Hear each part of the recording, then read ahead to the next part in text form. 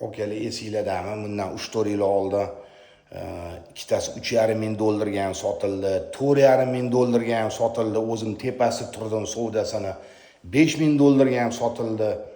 Cho'ti 1 yildan beri unaqa narx-navolar ham yo'q bo'lib ketdi.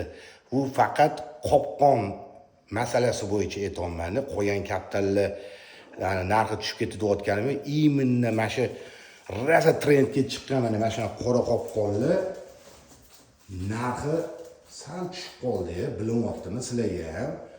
Lekin mana shunaqa kichkina piskullar ham mana menga o'xshagan mana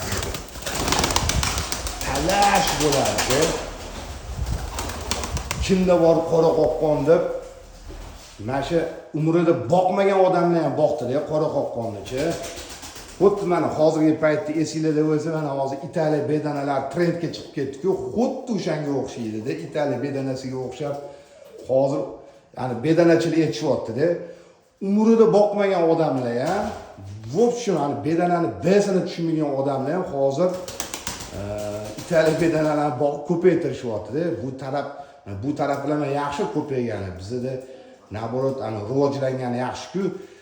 Endi mana shu qora qopqonni hayron bo'lman. Sizlarga ham bilinyaptimi, aka-ukalar? Mana shu chiroyli zo'r-zo'rlari talash bo'ladi. Hozir sal to'xtab qoldi lekin. Endi men sizlarga bitta savol beraman. Kim qanaqa kaptarga qiziqadi? Shuni yozib yuboringlar. Kimdirlar mana o'yinchilarga qiziqadi, kimdirlar mana o'sha do'qchiylar turibdi, mana shunaqa do'qchiylarga qiziqadi. Endi menda aralash, men do'qchiyni ham boqveraman, o'ynab uchadigan ham aralash. Men endi ko'p kaptar yaxshi ko'raman.